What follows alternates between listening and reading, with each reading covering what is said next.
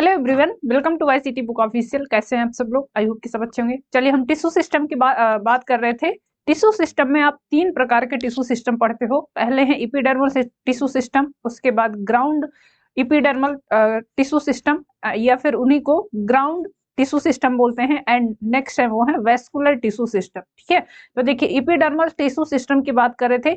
Epidermal tissue system से represent क्या होता है, तो आपको पता है इपिडर्मिस का मतलब क्या होता है, जो बाहर की लेयर होती है। एंड ये बेसिकली ऐसी लेयर है जो बाहर से प्लांट जो भी ऑर्गन है प्लांट के अंदर, तो उनको एक तरह से प्रोटेक्ट करने का काम करती है। ठीक है, बाहरी जो घेरा होता है या बाहर से जो लेयर होती है उसी को इपिडर्मल टिश्यू सिस्टम के अंदर इंक्लूड किया गया है। तो चलिए इनके बारे में थोड़ा सा, वैसे लास्ट क्लास में हमने इनको देखा था, थोड़ा सा इनको रिकॉल कर लेते हैं, उसके बाद आगे बढ़ेंगे। ठीक है, इपिडर्मल टिश्यू सिस्टम की बात कर रहे हैं। Outer most skin layer of plant body, किसी भी प्लांट बॉडी की जो सबसे बाहर वाली लेयर है उसको आउटर मोस्ट लेयर बोलते हैं। एंड इसी को क्या बोलते हैं, इपिडर्मिस भी बोला जाता है। क्लियर। ओरिजिनेट फ्रॉम प्रोटोडर्म, किससे ओरिजिनेट होती है, तो ये भी ध्यान रखेंगे, ये प्रोटोडर्म से ओरिजिनेट होने वाली लेयर है।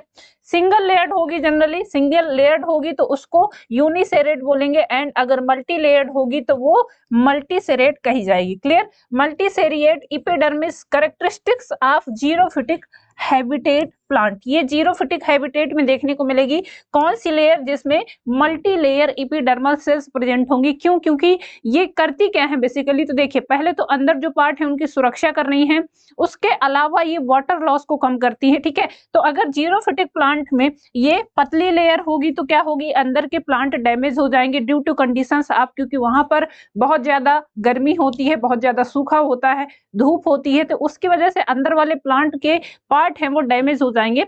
उसके लिए ये बाहर से क्या होती है, एक मल्टी लेयर प्रोटेक्टिंग लेयर उनमें डेवलप होती है। एग्जांपल है इसका फाइकस, नेरियम,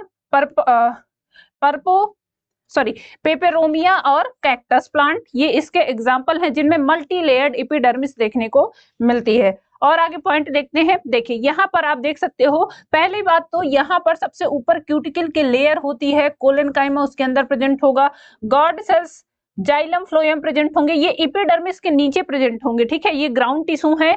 ठीक है, ये जो आपको दिखाई दे रहे हैं ग्राउंड टिश्यू, जैसे कि ये पैलिसेड पैरेन्काइमा। अच्छा, ग्राउंड टिश्यू में एक चीज ध्यान रखेंगे, ग्राउंड टिश्यू में सिंपल टाइप के परमानेंट टिश्यू होंगे। सिंपल टाइप के परमानेंट टिश्यू आप तीन टाइप के पढ़ते हो, पैरेन्काइमा, उसके बाद collenchyma and sclerenchyma.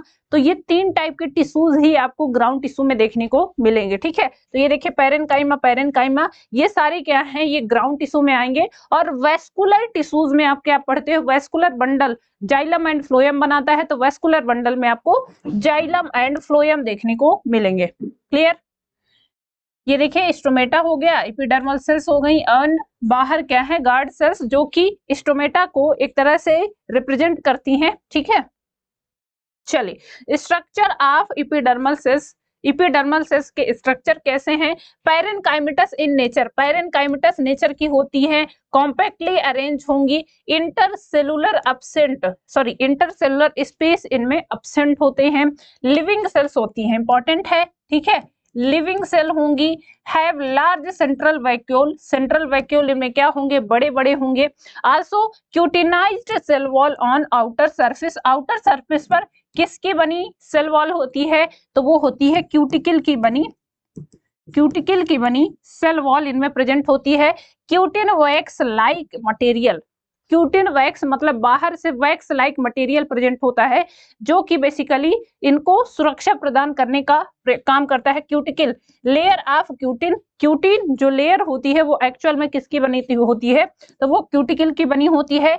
Cuticle never present in root, ये आपको रूट में कभी देखने को नहीं मिलेगी। तो ये भी पॉइंट इंपॉर्टेंट है, ध्यान रखेंगे कि क्यूटिकल कभी भी आपको रूट में नहीं देखने को मिलेगी।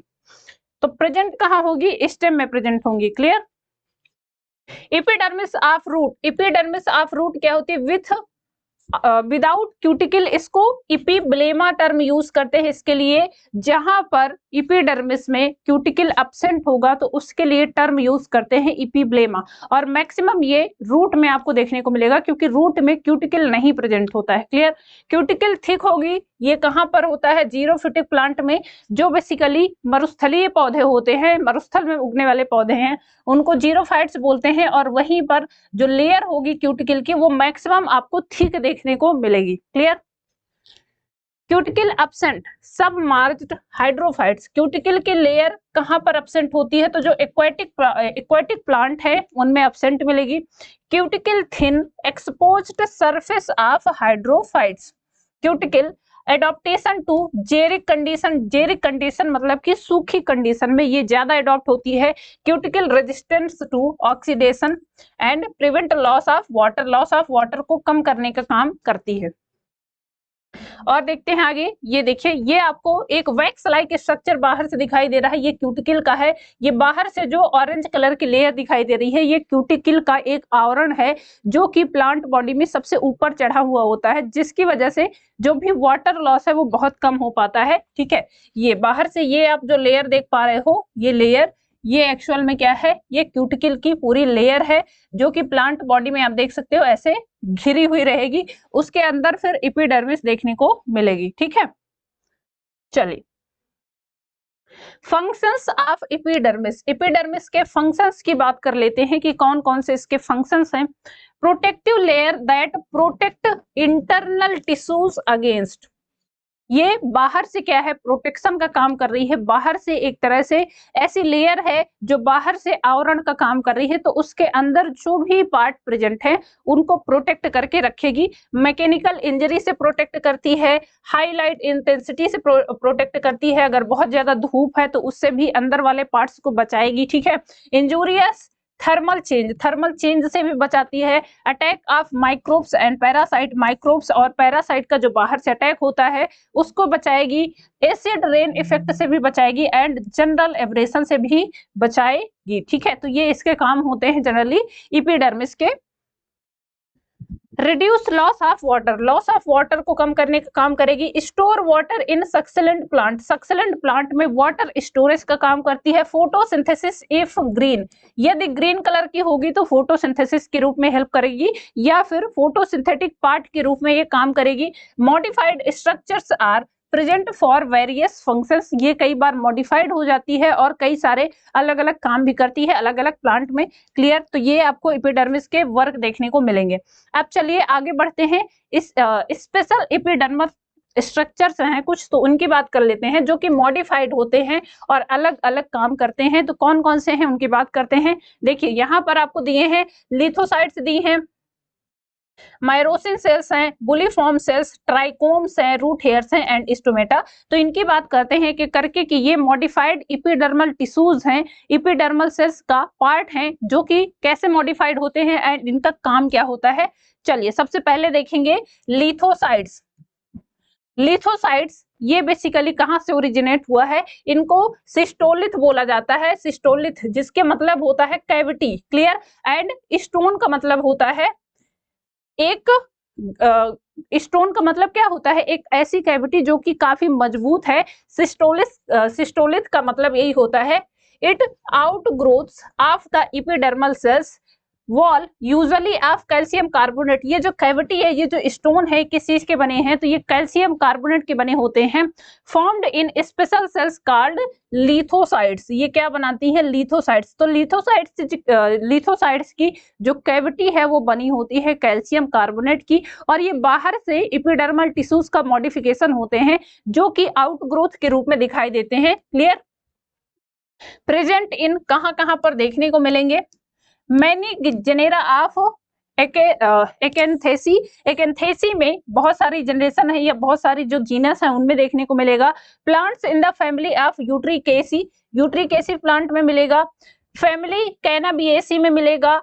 फाइकस इलास्टिका, जैसे फाइकस इलास्टिका हो गया। The Indian rubber plant of the family Moraceae, यहाँ पर भी आपको ये देखने को मिलेगा। तो यहाँ पर आपको यही लिथोसाइट सेल्स देखने को मिल जाएंगे। ये देखिए, ये आपको देखने को मिल रही है, ये जो सेल्स प्रेजेंट हैं, ठीक है, ये हैं लिथोसाइट सेल्स।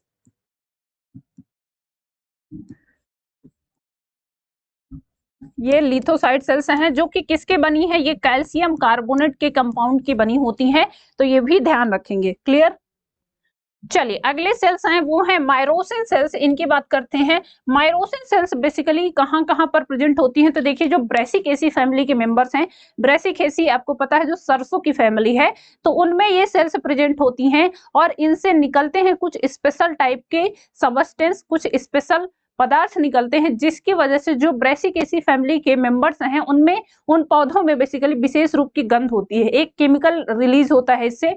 और उस वजह से कई बार होता है कि जो हर्बीवोर्स है ना, वो जैसे आपने देखा होगा कि वो मतलब हल्का टॉक्सिक होता है, या कह सकते हैं कि कड़वा होता है, उसकी वजह से बहुत सारे हर्बीवोर्स हैं तो वो उन प्लांट को नहीं खाते हैं, या फिर खा भी लेंगे तो उनको पचाने में दिक्कत होती है। तो आपने देखा होगा जैसे सरसों में बहुत अजीब तरह की स्मेल होती है, सरसों के प्लांट में जो गंध होती है उसको कई बार हर्बीवोर्स नहीं खाते हैं, गाय भैंस नहीं खाती हैं, वो इसी एंजाइम्स की वजह से होते हैं। और ये एंजाइम्स है माइरोसिनेज, ये इसमें से क्या है, माइरोसिन सेल्स से ये एंजाइम्स रिलीज होते हैं, निकलते हैं, जिनकी प्रेजेंस की वजह से उनमें गंध आती है। Clear? Myrosinase is stored largely as myrosin grains in the vacuoles of particular idioblast called myrosin cells. इन माइरोसिन सेल्स में ये माइरोसिनेज प्रेजेंट होता है, जिसकी वजह से ये गंध आती है, और ये बेसिकली ब्रेसिकेसी फैमिली में देखने को मिलते हैं। चलिए आगे देखते हैं। सेल कंटेनिंग ग्लूकोसिनोलेट्स, जिसको मस्टर्ड ऑयल ग्लूकोसाइड्स बोलते हैं, and myrosinase enzymes hydrolysing the glucosinolates, ये इसको हाइड्रोलाइज करने का काम भी करती हैं। The myrosinase glucosinolate system is a chemical defence system against herbivory in Brassicaceae family में। और इसका रीजन ये है ताकि पौधे बचे रहे, अपनी सुरक्षा के लिए। एक तरह से ऐसा होता है कि उनमें अजीब तरह की गंध निकल रही है, अजीब तरह की स्मेल निकल रही है, और इस सब्सटेंस की प्रेजेंस की वजह से वो अपनी रक्षा करते हैं, अपनी प्रोटेक्शन में हेल्प करते हैं, ताकि वो हर्बीवोर्स से बचे रहे, है ना, जो भी जंतु हैं या जो भी हर्बीवोरस है उनको ना खाएं, इसके लिए वो ये सब रिलीज करते हैं। और ये माइरोसिन सेल्स की प्रेजेंस की वजह से होता है, जिसमें से ये माइरोसिनेज नाम का एंजाइम रिलीज होता है, ये सबस्टेंस रिलीज होता है, जो कि गंध में, जैसे आपने सरसों के तेल में भी देखा होगा ना, तो अगर सरसों का तेल आप कभी देखो या उसको खाएंगे वैसे, तो वो काफी कड़वा होता है ना, तो वो इसी माइरोसिनेज की प्रेजेंस की वजह से होता है। क्लियर? चलिए ये देखिए, ये टॉक्सिक कंपाउंड का निर्माण करता है, कैसे, ये ग्लूकोसाइनोलेट है और ये माइरोसाइनेज है, ये टॉक्सिक सब्सटेंस का निर्माण करता है, जो कि हर्बीवोर्स के लिए अच्छा नहीं होता है, या कई बार क्या होता है, इसको खा भी लेंगे हर्बीवोर्स तो उसको पचाने में दिक्कत होती है उनको, इसीलिए इससे बचते रहते हैं, वो नहीं खाते हैं। ठीक है, अगली सेल्स है वो है bulliform cells. Bulliform cells are large bubble shaped epidermal cells that occurs in group on the upper surface of the leaves of many monocot। आपको मोनोकॉट्स प्लांट में या जो ग्रासेस फैमिली है मैक्सिमम आपको वहां पर बुलीफॉर्म सेल्स देखने को मिलती हैं। अच्छा, इनका कारण क्या है प्रेजेंस का, तो ये प्रेजेंट होती है जिन सेल्स में, ये जिन पार्ट्स में, जिन प्लांट्स में वो बेसिकली क्या होते हैं, खुलते बंधते रहते हैं। कैसे? ये बेसिकली आपको कहाँ देखने को मिलेंगी, तो मोनोकॉट प्लांट में, और जो ग्रासेस फैमिली है घास में आपको देखने को मिलती हैं। घास की जो लीफ होती है वो रोल होती है, कभी कभी ओपन होती है, कभी रोल होती है। जैसे दिन के समय वो क्या होती है, रोल्ड हो जाती है, रात के समय वो ओपन हो जाती है, रात के समय ओपन होगी, दिन के समय रोल्ड होगी। तो वो इन्हीं बुलीफॉर्म सेल्स की प्रेजेंस की वजह से होता है, और ये इसलिए होते हैं ताकि वाटर लॉस कम हो पाए। ठीक है, तो इसके लिए ये प्रिवेंशन का काम करती हैं एक तरह से। These cells are present on the adaxial और the upper surface of the leaf. कहां पर देखने को मिलेंगी, तो अपर सरफेस की ऊपर वाली लेयर पर देखने को मिलेंगी। They are generally present near the mid vein, ये जनरली मिड वेन के पीस में प्रेजेंट होंगी। These cells are large, empty and colourless. ये सेल्स कैसी होती हैं, कलरलेस होती हैं, इनमें कोई भी कलर नहीं होते हैं। Bulliform cells help in rolling of leaves to prevent loss of water. Through transpiration during stress condition, जब क्या होता है बहुत ज्यादा धूप लग रही है, ये बहुत ज्यादा ऐसी कंडीशन है कि सूखी हुई कंडीशन है, तो ये पत्तियों को क्या कर देती है, रोल कर देती है ताकि वाटर लॉस कम हो पाए। अब रोल हो जाएंगी पत्तियां तो सरफेस एरिया कम हो जाएगा, उसकी वजह से वाटर लॉस भी कम होगा। तो ये बुलिफॉर्म सेल्स वाटर लॉस को प्रिवेंट करने के लिए हेल्प करती हैं। क्लियर?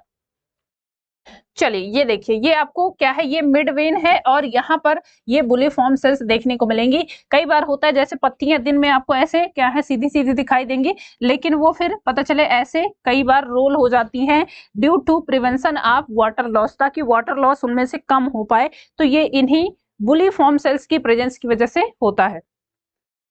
ये देखिए, ये आपको यहाँ पर ये बुलिफॉर्म सेल्स देखने को मिल रही हैं जो वाटर प्रिवेंशन में हेल्प करती हैं। क्लियर? और मैक्सिमम ये आपको मोनोकॉट्स में देखने को मिलेंगी। ये मैक्सिमम आपको कहाँ पर देखने को मिलेंगी, तो मोनोकॉट प्लांट में या फिर ग्रासेस फैमिली में, जो घासेस हैं, घास की जो फैमिली है वहां पर मैक्सिमम देखने को मिलेंगे। चलिए अब अगले सेल्स की बात करते हैं, वो है root hairs.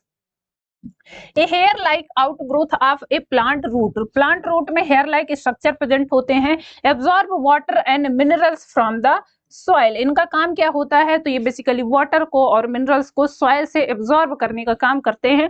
Root hairs are tubular extensions of the epidermis. ये क्या होते हैं, ट्यूब लाइक, पतले पतले ट्यूब के समान एक्सटेंशंस होते हैं, बाहरी उभार होते हैं जो कि रूट में देखने को मिलते हैं। क्लियर? तो ये हो जाते हैं रूट हेयर्स। इनका काम क्या है, तो ये सॉइल से वाटर एंड न्यूट्रिशंस को एब्जॉर्ब करने का काम करते हैं। Clear?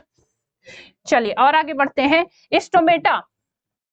Stomata are tiny openings or pore in plant tissue that allow for gas exchange. ये किस लिए हेल्प करते हैं, तो ये गैस एक्सचेंज में हेल्प करते हैं। कैसे, ये आप पढ़ते हो बेसिकली स्टोमेटा, हम पढ़ते हैं अभी प्लांट फिजियोलॉजी वाला पार्ट पढ़ेंगे तो वहां पर और डिटेल्स से पढ़ेंगे। वैसे इनका स्ट्रक्चर क्या होता है वो अभी यही समझेंगे। Stomata are typically found in plant leaves but can also be found in some stems। ये कुछ स्टेम्स में भी देखने को मिलता है। क्यों? क्योंकि कुछ स्टेम्स ऐसे होते हैं जो फोटोसिंथेसिस में पार्टिसिपेट करते हैं, तो उनमें भी ये देखने को मिलता है। Specialized cells known as guard cells surrounded stomata and functions to open and close stomata pores। ये यहाँ पर कुछ स्पेशलाइज्ड सेल्स प्रेजेंट होती हैं जिनको गार्ड सेल्स बोलते हैं, और ये गार्ड सेल्स काम क्या करती हैं, तो ये स्टोमेटा की ओपनिंग एंड क्लोजिंग में हेल्प करती हैं। क्लियर? चलिए समझते हैं स्टोमेटा। देखिए ये आपको ऐसे देखने को मिलेंगे, the pores present in the epidermis of layer. Epidermis में प्रेजेंट होंगे, बाहरी लेयर पर प्रेजेंट होंगे। ठीक है, चूंकि आप क्या पार्ट पढ़ रहे हो, आप एपिडर्मल टिश्यू सिस्टम पढ़ रहे हो, तो एपिडर्मल टिश्यू सिस्टम का ही पार्ट है, बाहर ही ये प्रेजेंट होते हैं। They regulate transpiration and gaseous exchange. ये गैसियस एक्सचेंज और ट्रांसपिरेशन में हेल्प करते हैं। Stomata made of two bean shaped cells, जिनको गार्ड सेल्स बोलते हैं। तो देखिए ये एक क्या है, ये एक गार्ड सेल्स है और दूसरी एक ये गार्ड सेल्स है। दो गार्ड सेल्स से बनकर एक स्टोमेटा बना होता है। In grasses the guard cells are dumbbell shaped. ये ग्रासेस में, ये कहां पर देखने को मिल रहा है, ग्रासेस में। क्लियर? तो ग्रासेस में जो स्टोमेटा होते हैं वो डंबल शेप, डंबल के आकार का, जो आप क्या करते हो ना, एक्सरसाइज करते हो ना डंबल, वही उसी शेप के होते हैं, ये देख सकते हैं। क्लियर? चलिए और आगे देखते हैं। ये देखिए, ये एक बहुत ही अच्छा फोटोग्राफ है जो स्टोमेटा में आप यहाँ पर क्लियर देख पा रहे हो। ये है स्टोमेटा और ये है गार्ड सेल्स। क्लियर? देखिए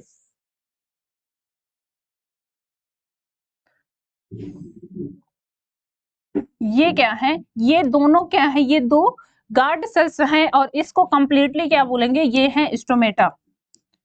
क्लियर? ये क्या है, स्टोमेटा, जो कि क्लोजिंग, अच्छा ये गार्ड सेल्स ही क्या करती हैं, यही क्लोजिंग और ओपनिंग में हेल्प करती हैं। समझते हैं, चलिए आगे देखिए। Stomata outer walls of guard cells away from stomatal pore are thin and inner walls towards stomatal are thick। ये thin और thick कौन सी सेल्स होती हैं ये भी देख लेंगे। Guard cells possess chloroplast and regulate the opening and closing of stomata. ये गार्ड सेल्स की वजह से ही क्या होता है, opening and closing of stomata देखने को मिलती है। Sometimes some epidermal cells surrounding the guard cells become specialized in shape and size. They are called subsidiary cells. तो इनको क्या बोलते हैं, subsidiary cells बोलते हैं। इंपॉर्टेंट है, ध्यान रखेंगे। Clear. Stomatal apparatus, guard cells and subsidiary cells together form stomatal apparatus। ठीक है, तो ये सब एक साथ मिलकर क्या बनाती हैं, stomatal apparatus का निर्माण करती हैं। ये देखिए, ये पूरा आपको एक क्या है, ये डंबल शेप आपको दिखाई दे रहा है ना, ये डंबल के समान एक स्टोमेटा दिखाई दे रहा है। इनको बेसिकली गार्ड सेल्स बोलेंगे। दो गार्ड सेल्स से एक स्टोमेटा बनेगा। उसके अलावा उसके चारों तरफ ये जो सेल्स दिखाई दे रही हैं, ये है सब्सिडरी सेल्स। क्लियर, ये क्या है, सब्सिडरी सेल्स, गार्ड सेल्स ये हो गई। और ये पूरा क्या बनाता है, ये पूरा एक स्टोमेटल एपरेटस का निर्माण करता है। और आगे समझते हैं। देखिए, ये आपको कहां पर देखने को मिलेगा, तो इपिडर्मल टिश्यू सिस्टम का पार्ट है, लीफ की इपिडर्मिस में देखने को मिलेगा। और अगर आप ज्यादा से जूम करके देखोगे तो ये क्या है, ये गार्ड सेल्स हैं। इसके चारों तरफ ये जो प्रेजेंट हैं, ये क्या है, तो ये हैं बेसिकली सब्सिडरी सेल्स। क्लियर। चलिए, आउटर वॉल्स, ये आगे देखते हैं। Stomata open and stomata close, इनके स्ट्रक्चर भी देख लीजिए, क्योंकि ये कई बार भी पूछा जाता है। स्टोमेटा अगर क्लोज होंगे तो गार्ड सेल्स आपको ऐसे प्रेजेंट मिलेंगी, और स्टोमेटा अगर ओपन होंगे तो आपको ऐसी देखने को मिलेंगी। क्लोज टाइम में ये क्या है, आपस में जुड़ी हुई होती हैं। देखिए, इनका न्यूक्लियस हो गया, क्लोरोप्लास्ट इनमें प्रेजेंट है, ये क्लोरोप्लास्ट हो गए, वैक्यूल्स जो कि सेंट्रल वैक्यूल्स होता है बीच में, और गार्ड सेल्स, ये गार्ड सेल्स है, एक गार्ड सेल्स ये हो गई, एक ये हो गई, और इनकी सेल वॉल हो गई ये। ठीक है, तो ये स्टोमेटा की इन जनरल जो सरफेस है वो देखने को मिल रही है। चलिए आगे बढ़ते हैं। अब देखते हैं epidermal appendages. Root hairs, unicellular elongation of the epidermal cells, they help to absorb water and minerals from the soil। ये क्या करते हैं, रूट हेयर्स में आपने पढ़ा ना, अभी रूट हेयर वाला पार्ट देखा, तो ये बेसिकली क्या करते हैं, रूट हेयर हेल्प करते हैं वाटर और मिनरल्स के एब्जॉर्प्शन में सॉइल से। रूट हेयर कहाँ पर प्रेजेंट है, रूट में, तो रूट का काम क्या होता है, वो बेसिकली वाटर को और मिनरल्स को एब्जॉर्ब करके पूरे प्लांट बॉडी तक पहुंचाती है, वही काम करते हैं ये रूट हेयर्स। अगले हैं वो है ट्राइकोम्स। ट्राइकोम्स की बात करते हैं, epidermal hairs on the stem. ये क्या है, देखिए रूट हेयर में जो रूट में जो हेयर प्रेजेंट है उनको रूट हेयर बोलते हैं, और जो ट्राइकोम होते हैं वो स्टेम हेयर होते हैं, स्टेम में प्रेजेंट होने वाले hair. Clear.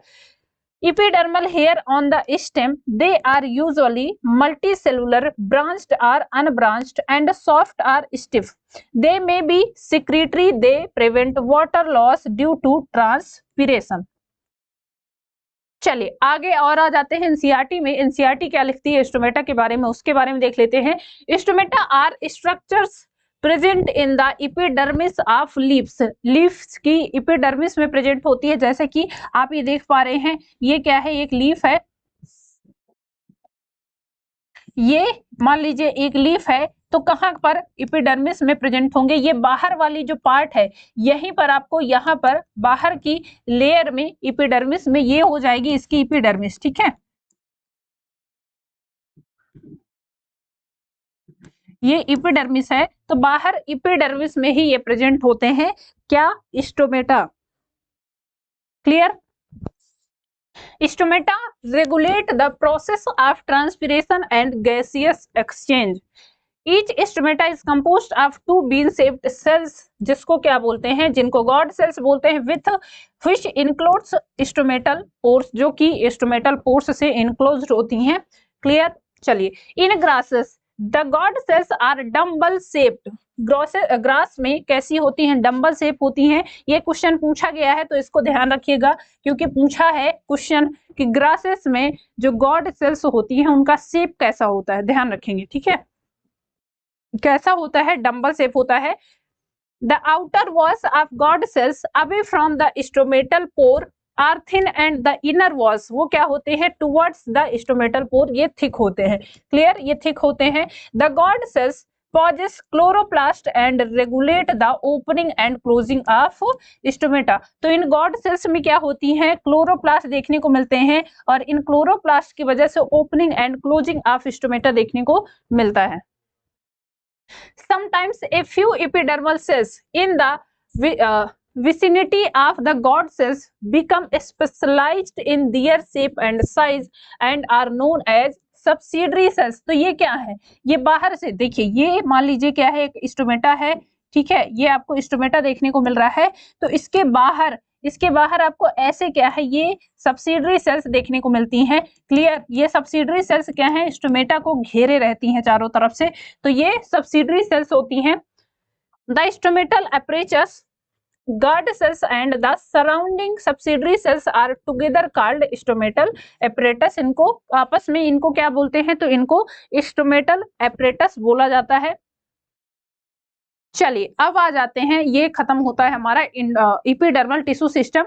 Epidermal tissue system में बस आपको ये स्टोमेटा वाला पार्ट थोड़ा सा फोकस कर लीजिएगा, क्योंकि अभी प्लांट फिजियोलॉजी पढ़ेंगे तो वहां पर भी आएगा, इसीलिए यहाँ थोड़ा सा ज्यादा मैंने आपको बता दिया है डिस्क्राइब करके, तो उसको ध्यान रखिएगा। अभी आगे हम जब प्लांट फिजियोलॉजी पढ़ेंगे तो वहां पर स्टोमेटा का काम होता है, जैसे क्लोजिंग कैसे होती है, कैसे वो फोटोसिंथेसिस में हेल्प करता है, ठीक है, क्लोजिंग एंड ओपनिंग कैसे होती है वो पढ़ेंगे, तो स्ट्रक्चर आप दिमाग में रखिएगा। क्लियर। चलिए अब दूसरे टाइप के जो एपिडर्मल टिश्यू सिस्टम है, सॉरी जो दूसरे टिश्यू सिस्टम है वो है ग्राउंड टिश्यू सिस्टम। ये है ग्राउंड टिश्यू सिस्टम, तो इनकी बात करते हैं। देखिए ग्राउंड टिश्यू सिस्टम आपको कैसे लग रहा है सुन के, ये कहां पर प्रेजेंट होगा, ग्राउंड में। अब ग्राउंड वाला पार्ट क्या होता है, तो अगर आप बीच वाला पार्ट पिथ को छोड़ दीजिए, पिथ और मेडुला को छोड़ दीजिए और एपिडर्मिस को छोड़ दीजिए, तो बाकी जो पूरा पार्ट होता है वो ग्राउंड पार्ट कहलाता है, वहीं पर प्रेजेंट होते हैं ये ग्राउंड टिश्यू सिस्टम।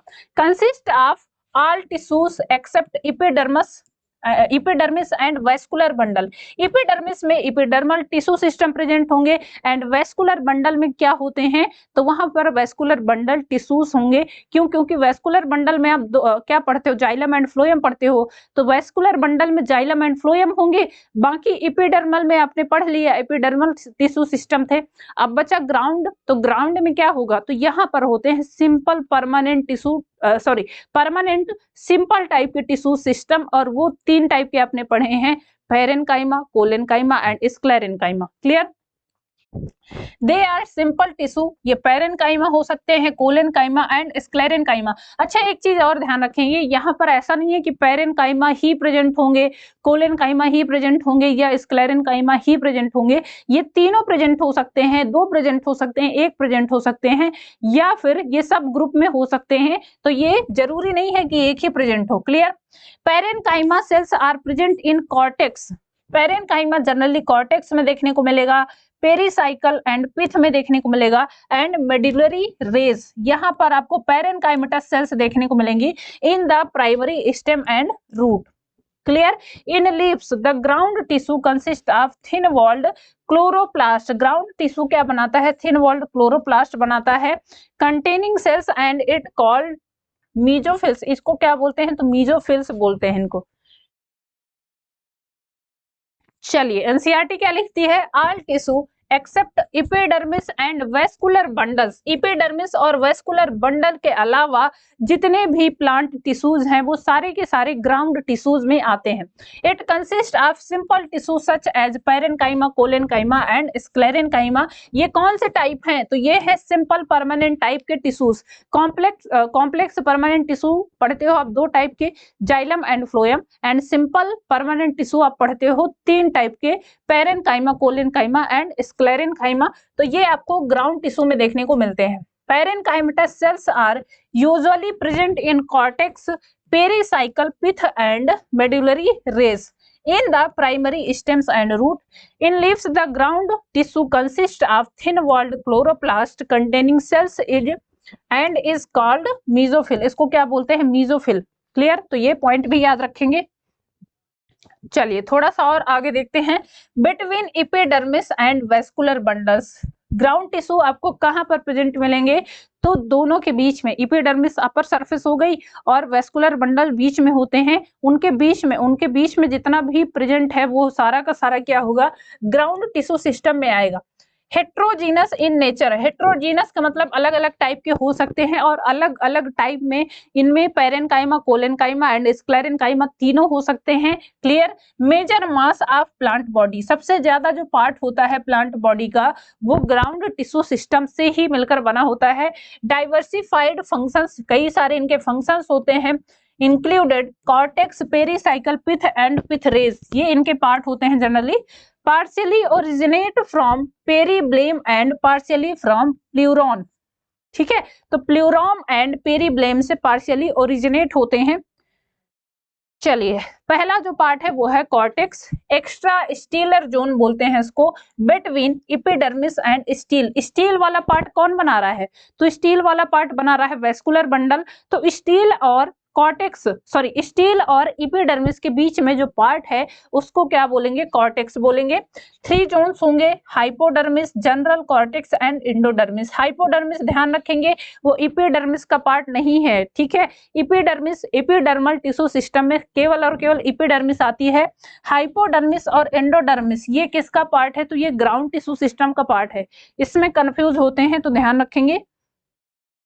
चलिए, हाइपोडर्मिस जस्ट बिलो एपिडर्मिस। अच्छा, एपिडर्मिस किसका पार्ट है? ये है एपिडर्मल टिश्यू सिस्टम का पार्ट, लेकिन हाइपोडर्मिस किसका पार्ट है? वो है ग्राउंड टिश्यू सिस्टम का पार्ट। तो दोनों में कंफ्यूज मत होइएगा। हाइपोडर्मिस किसका पार्ट है? ग्राउंड टिश्यू सिस्टम का पार्ट है। और एपिडर्मिस किसका पार्ट है? एपिडर्मल टिश्यू सिस्टम का पार्ट है। डाइकोट स्टेम, डाइकोट स्टेम कोलेनकाइमेटस होता है, कोलेनकाइमा का बना होता है। एंड मोनोकाट स्टेम में क्या होती है? स्क्लेरेनकाइमेटस होता है। तो अगर पूछा जाए आपसे कि डाइकोट में जो हाइपोडर्मिस है वो किसकी बनी होती है, तो आप बताएंगे कि कोलेनकाइमा की बनी होती है। एंड अगर मोनोकॉट में पूछा जाए कि मोनोकॉट में जो हाइपोडर्मिस है वो किसकी बनी है, तो वो स्क्लेरेनकाइमा की बनी होती है। बहुत इंपॉर्टेंट है, ध्यान रखेंगे। चलिए आगे देखते हैं। Provide protection to the internal tissues, ये अंदर रहने वाले टिश्यूज को प्रोटेक्शन प्रोवाइड करती हैं। कौन? Hypodermal, hypodermis. क्लियर। चलिए और पॉइंट देखते हैं। Provide mechanical support to peripheral region, peripheral region को मैकेनिकल सपोर्ट प्रदान करती हैं। अब्सेंट इन रूट, हाइपोडर्मिस कभी भी रूट में प्रेजेंट नहीं होगी, रूट में हमेशा अब्सेंट होगी, तो ये पॉइंट भी ध्यान रखेंगे। इन green stem of monocot it में बी क्लोरेनकाइमेटस। अच्छा, मोनोकॉट में आपने देखा कि ये जनरली स्क्लेरेनकाइमा की बनी होती है, लेकिन जो ग्रीन प्लांट हैं और जिनमें बेसिकली ऐसे मोनोकॉट भी हैं जिनमें ग्रीन स्टेम देखने को मिलता है, तो वहां पर ये क्लोरेनकाइमा की भी बनी हो सकती है। एग्जाम्पल है इसका रस्कस एंड एस्प्रेगस। इसका एग्जाम्पल याद रखिएगा, ये मोनोकॉट हैं, ठीक है, इंपॉर्टेंट हैं, जिनमें ग्रीन स्टेम में ये क्या प्रेजेंट होती है? इनमें क्लोरेनकाइमा प्रेजेंट होता है। अगला पॉइंट है वो है general cortex between hypodermis and endodermis. Hypodermis and endodermis के बीच का पार्ट होता है पैरेनकाइमा का बना होता है, ध्यान रखेंगे, पैरेनकाइमेटस होता है। Loosely arrange cells with intercellular space, इसमें इंटरसेलुलर स्पेस देखने को मिलेगा। Starch grains are present, starch grain present होते हैं। Chloroplast may or may not be present, इनमें क्लोरोप्लास्ट हो सकते हैं या फिर क्लोरोप्लास्ट नहीं भी हो सकते हैं। फंक्शंस क्या होता है इनका? फूड स्टोरेज में हेल्प करते हैं, to participate in metabolic activities. तो ये इनका काम होता है किसका? जनरल कॉर्टेक्स का। क्लियर। अच्छा, एक चीज यहाँ पर आती है कॉर्टेक्स एंड मेडुला। अब कई बच्चे कहते हैं कि हमको कैसे पता चलेगा कौन सा कॉर्टेक्स का भाग है और कौन सा मेडुला का भाग है। तो देखिए यहाँ पर एक चीज आप समझ लीजिए, मान लीजिए किसी भी स्ट्रक्चर में आपको 2 पार्ट अलग अलग दिखाई दे रहे हैं, ठीक है, 2 पार्ट अलग अलग दिखाई दे रहे हैं, तो बीच वाला जो पार्ट होगा इसको जनरली मेडुला बोलते हैं। क्लियर, मेडुला बोलते हैं। और ये बाहर वाला जो पार्ट होगा ये कॉर्टेक्स कहलाता है। ये ऐसा नहीं है कि सिर्फ प्लांट में पढ़ रहे हो, जैसे कि आप किडनी में भी पढ़ते हो ना, जनरल मेडुला और मेडुला कॉर्टेक्स पढ़ते हो, किडनी में पढ़ते हो, ब्रेन में पढ़ते हो, ब्रेन में मेडुला हो गया, जनरल कॉर्टेक्स हो गया, ऐसे ही कई जगह आप पढ़ते हो, ह्यूमन फिजियोलॉजी में भी। तो आप उसको ऐसे समझ लीजिए कि मान लीजिए कोई भी स्ट्रक्चर है, 2 पार्ट में यदि डिवाइड है तो दो पार्ट में वो बीच वाला जो पार्ट होगा उसको जनरली मेडुला बोलते हैं, एंड आउटर जो सरफेस होगी, आउटर जो बाहर वाला पार्ट होगा उसको जनरल कॉर्टेक्स बोलते हैं। ऐसे ही प्लांट में भी आप ध्यान रखिएगा। क्लियर? तो ये बीच वाला पार्ट क्या कहलाएगा? ये मेडुला होगा जनरली, और बाहर वाला पार्ट कॉर्टेक्स कहलाता है। चलिए एंडोडर्मिस की बात करते हैं।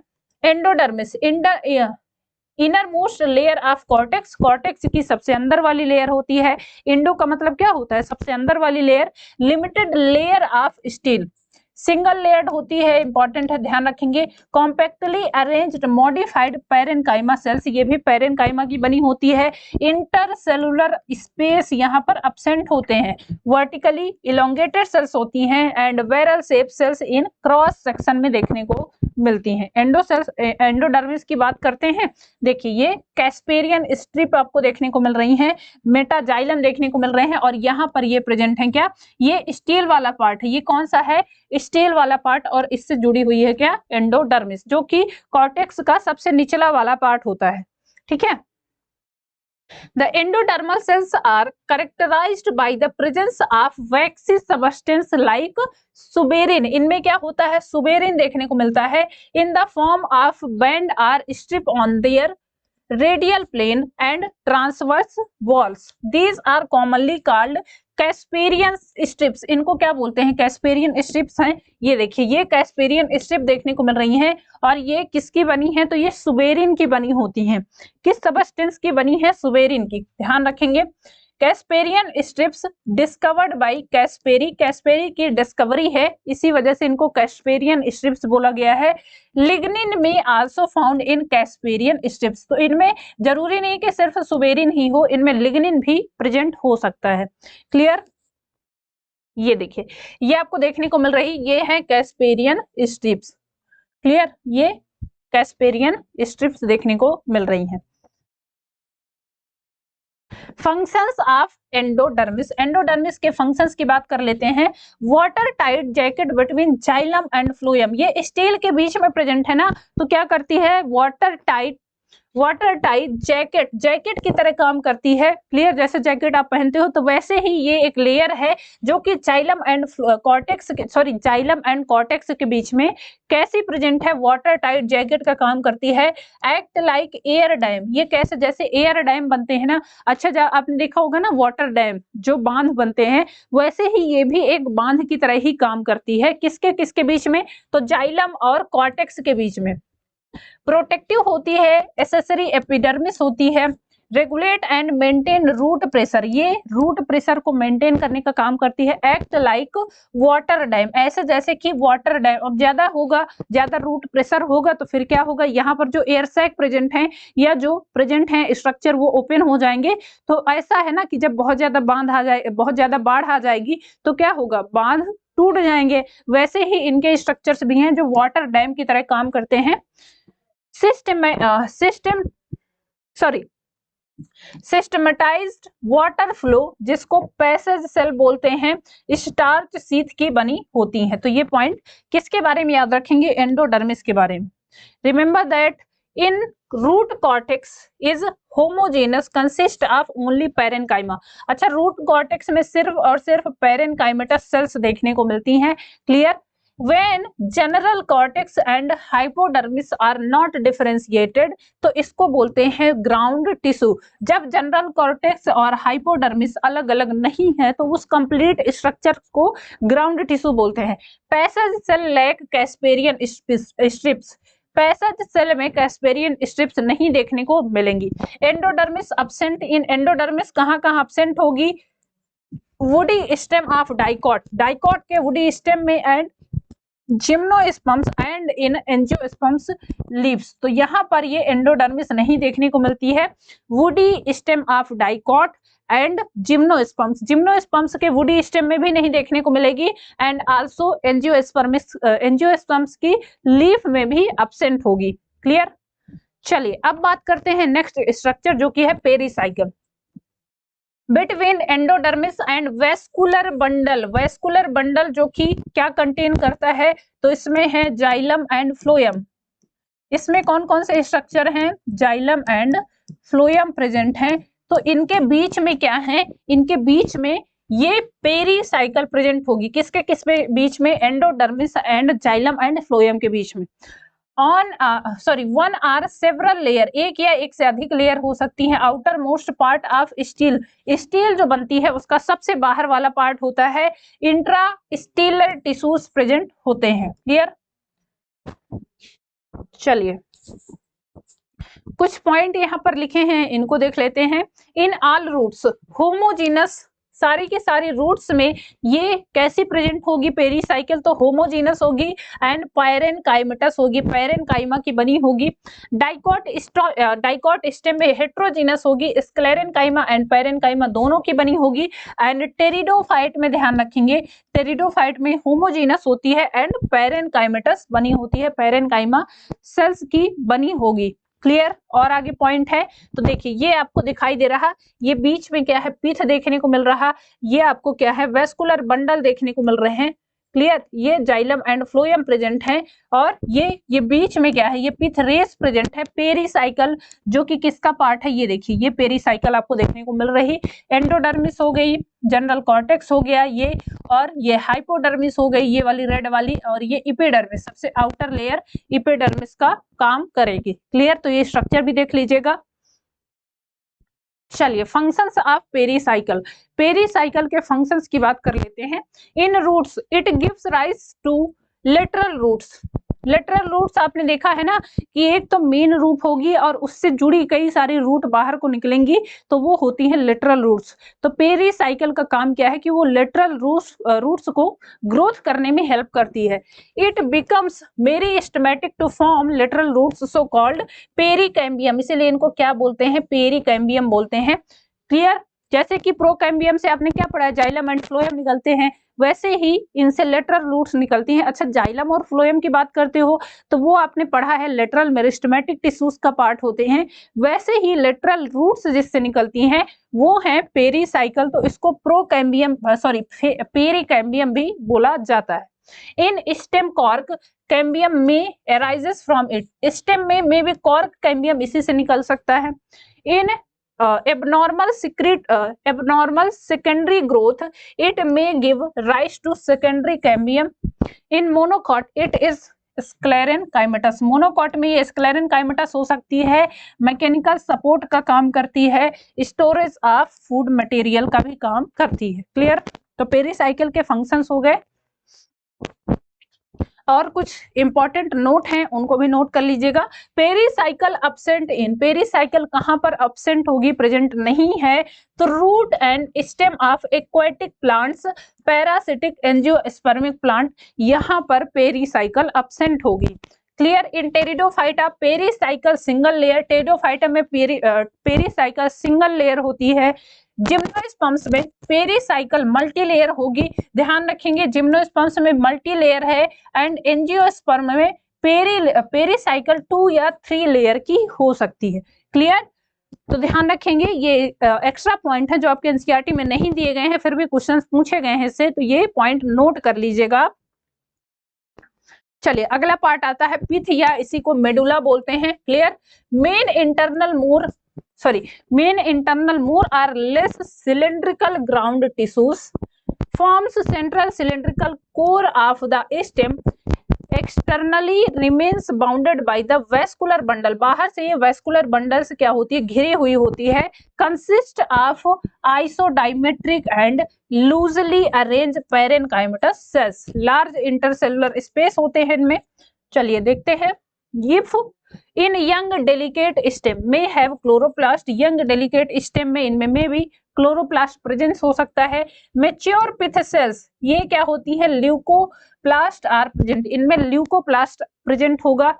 ऑर्गन ऑफ फूड स्टोरेज, ये फूड स्टोरेज का भी काम करती हैं, जैसे कि डाइकॉट स्टेम में लार्ज वेल डेवलप पिथ देखने को मिलेगी, डाइकॉट रूट में रेड्यूस पिथ देखने को मिलेगी, मोनोकॉट स्टेम में एब्सेंट होती है और मोनोकॉट रूट में वेल डेवलप पिथ देखने को मिलेगी। तो ये चारों पॉइंट याद रखिएगा, डाइकॉट स्टेम में क्या होता है, लार्ज वेल डेवलप्ड पिथ देखने को मिलेगी, लेकिन डाइकॉट रूट में ये रिड्यूस्ड पिथ देखने को मिलेगी, बहुत छोटी है, बहुत कम देखने को मिलेगी।